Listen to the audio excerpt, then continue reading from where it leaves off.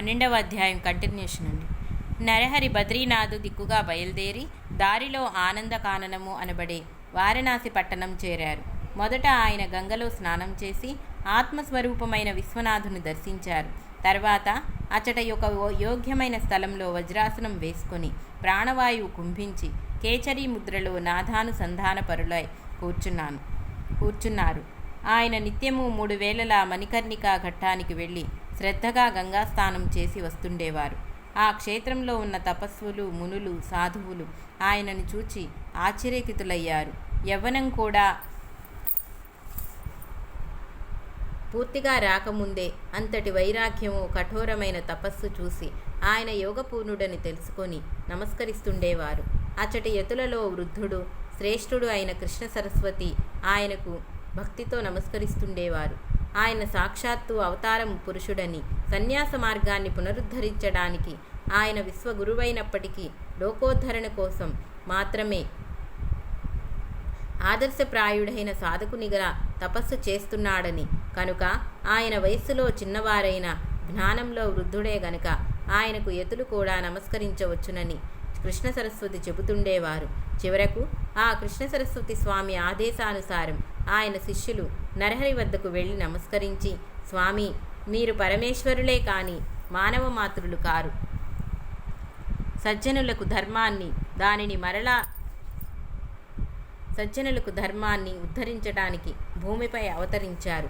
శ్రీ ఆదిశంకరులు స్థాపించిన సన్యాస మార్గం దాదాపు లుప్తమైంది. దానిని మరలా మీరే నిర్దిష్టం చేసి విస్తరింపచేయాలి. అధికారులు కానీ వారికి ఈ మార్గము భయంకరమైనదైన బుద్ధిమంతులకు సులభంగా ఆత్మానందమిచ్చే ఈ సన్యాస మార్గాన్ని మీరే పునరుద్ధరించాలి. సన్యాసులమైన మేము ఇప్పుడు మిమ్మల్ని సేవిస్తే లోకనింద ఏర్పడుతుంది. కనుక మీరు కూడా సన్యసిస్తే మేము కూడా మీ సేవ చేసుకోవచ్చని ప్రార్థించారు. నరహరి వారి ప్రార్థనలు మన్నించి సత్సంప్రదాయ సముద్ధరణ కొరకు శ్రీకృష్ణ సరస్వతి పాదుకులను గురువుగా స్వీకరించి శాస్త్ర పద్ధతిన వారి వద్ద సన్యాసం స్వీకరించారు. అప్పుడు గురువిచ్చిన దీక్షానామం శ్రీ నృసింహ సరస్వతి. తర్వాత ఆయన కొంతకాలం కాశీ పట్టణంలోనే ఉండి మానవులకు 4 పురుషార్థాలు ప్రసాదించగల వేదార్థాన్ని భక్తులకు ప్రవచించారు. అంతవరకు గురుకథను శ్రద్ధగా వింటున్న నామధారకుడు, స్వామి, నాకొక సందేహం కలుగుతున్నది. విశ్వగురుడైన శ్రీ గురునికి ఇంకెవరు గురువెలా కాగలరు? గురువును ఆశ్రయించి ఆయన సాధించవలసినదేమున్నది అని అడిగారు. సిద్ధయోగి ఇలా చెప్పారు. పూర్వము శ్రీరామచంద్రులు వశిష్ఠ మహర్షిని, శ్రీకృష్ణుడు సాందీపని మహర్షిని గురువుగా వరించినట్లే శ్రీగురుడు కూడా శ్రీకృష్ణ సరస్వతి స్వామిని గురువుగా ఎన్నుకున్నారు. ఈ గురు సంప్రదాయం అనాది సిద్ధమైంది. దీనికి మూలపురుషుడు సదాశివుడు, ఆయన శిష్యుడు విష్ణువు, విష్ణువునికి శిష్యుడు బ్రహ్మదేవుడు. అటు తరువాత గురు పరంపర ఇలా కొనసాగింది. బ్రహ్మదేవుని నుండి వశిష్ఠుడు, శక్తి పరాశరుడు, వ్యాసుడు, సుఖుడు, గౌడపాదుడు, గోవింద భగవతాచార్యుడు, శంకర భగవత్పాదులు, విశ్వరూపుడు, బోధజ్ఞానగిరి, సింహగిరి, ఈశ్వరతీర్థుడు, నృసింహతీర్థుడు, విద్యారణ్యుడు, మలయానందుడు, దేవతీర్థుడు, యాదవేంద్ర సరస్వతి, కృష్ణ సరస్వతి. ఈ కృష్ణ సరస్వతి స్వామియే శ్రీగురుని ప్రసిద్ధికెక్కిన శ్రీ నృసింహ సరస్వతి స్వామి యొక్క గురువు. తర్వాత శ్రీగురువు తాము స్వయంగానే పవిత్రులమైనప్పటికీ అనేక పుణ్యతీర్థాలు దర్శిస్తూ బద్రికాశ్రమం చేరారు. తర్వాత ఆయన పేరు పర్వతానికి ప్రదక్షిణంగా సంచరిస్తూ సర్వక్షేత్రాలు దర్శిస్తూ పుణ్యక్షేతీర్థాల్లో స్నానం చేస్తూ శిష్యులతో కలిసి గంగా సంగమం చేరారు. ఆయన మొదట గంగకు ప్రదక్షిణంగా ప్రయాగ వరకు తటాకయాత్ర చేశారు. అది కూడా గంగా ప్రదక్షిణంతో సమానమే. అందుకే ప్రయాగను కూడా గంగాసాగరం అంటారు. ప్రయాగలో వారికి ఎంతోమంది శిష్యులయ్యారు. ఆ క్షేత్రంలో మాధవుడే బ్రాహ్మణునికి శ్రీగురువే స్వయంగా తత్వ ఉపదేశించి సన్యాసమిచ్చారు. శ్రీ దత్తాయ గురవే నమః. శ్రీ శ్రీపాద శ్రీవల్లభాయ నమః. శ్రీ నృసింహ సరస్వత్యై నమః.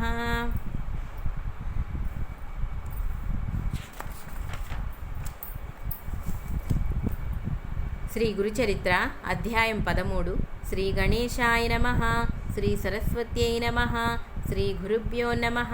ప్రస్తావన 13. ఈ 13, 14, 15 అధ్యాయాల్లో శ్రీగురుడు శిష్యులకు ఆశ్రమ ధర్మాలను వివరించి విధిస్తాడు. పరమ పురుషార్థ ప్రాప్తికి ధర్మం పునాది లాంటిది.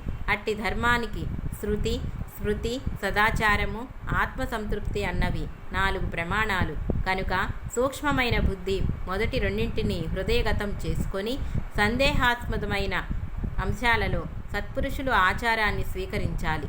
ఈ మూడింటికి సమ్మతమైన ధర్మాన్ని తెలుసుకొని సత్వశుద్ధి చేత శ్రద్ధతోనూ తృప్తిగాను ఆచరించగలగటమే 4వ ప్రమాణం. కానీ శృతులకు అర్థం చెప్పగలగవారు, వాటి పరంగా స్మృతులను అన్వయించగలవారు ఎవరు?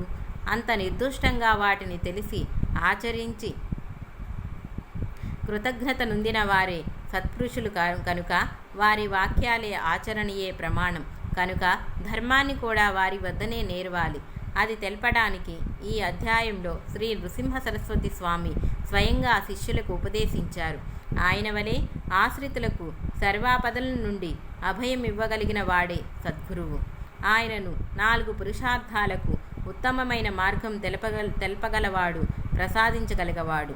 సన్యాస ధర్మాలను శ్రద్ధతో పరిశీలించి వాటిని ఆచరించడానికి సంసిద్ధులైన వారే తురీనాశ్రమాన్ని స్వీకరించ యోగ్యులని ఈ అధ్యాయం తెలుపుతుంది.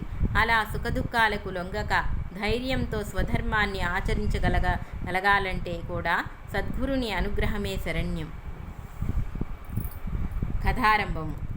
శ్రీగురుని కథ శ్రద్ధగా విని పులకించిపోయిన నామధారకుడు సిద్ధమునికి నమస్కరించి, స్వామి, ఈ గురి చరిత్ర ఎంత విన్నా తనివి తీరటం లేదు. నా పరిస్థితి లేత పచ్చికను చదివి చూచిన ఆకలిగొన్న ఆవు వలె ఉన్నది. నేనెంత అల్పఘ్నుడనో నాకిప్పుడు తెలుస్తుంది. అజ్ఞానం వలన భ్రష్టుడనై నేనే వెనుక కష్టాలు కొని తెచ్చుకున్నానని, శ్రీగురుని పక్షాన ఎట్టి లోపము లేదని తెలుసుకున్నాను. అజ్ఞానాంధకారంలో దారి కనిపించకుండా నాకు జ్ఞానద్యోతి అయిన మీరే శ్రీగురుని చూపారు. మీ రూపంలో శ్రీగురుడే నన్ను గ్రహించారు. మీరు చేసిన మేలుకు నేనెప్పటికీ మీ రుణం తీర్చుకోలేను. కల్పవృక్షానికి, చింతామణికి జ్ఞానమిచ్చిన వారికి ఏమి చేసి ప్రత్యుపకారం చేయగలము? మీ బోధ వలన నాకు సర్వార్థకసాధకమైన నిరంతర గురుస్మరణ కుదురుతోంది. దయతో అటు తర్వాత శ్రీగురుడు ఎక్కడికి వెళ్ళారో, ఏమి చేశారో సెలవివ్వండి అని ప్రార్థించాను. సిద్ధయోగి సంతోషంతో అతని మనస్సు పెట్టి, నీ జన్మధన్యమైంది. శ్రీగురుని పాదాలు నీ హృదయంలో చోటు చేసుకున్నాయి కనుకనే ఇలా కోరగలుగుతున్నావు. ఇందువలన నీవు తరించడమే కాక సాటి వారిని కూడా తరింపచేయగలవు. నీవడుగుతుంటే మాకు కూడా ఆనందం కలుగుతున్నది అని ఆ వివరాలిలా చెప్పారు. శ్రీగురుడు ప్రయాగలో ఉండగానే వారి మహిమ గురించిన ఖ్యాతి అన్ని దిక్కులా వ్యాపించి ఎందరో ఆయనకు శిష్యులయ్యారు. వారిలో ముఖ్యుడు మాధవుడు, సిద్ధుడు, బాలుడు, ఉపేంద్రుడు, జ్ఞానజ్యోతి, సదానందుడు, కృష్ణుడు అనే 7 స్వామికి ముఖ్య శిష్యులము.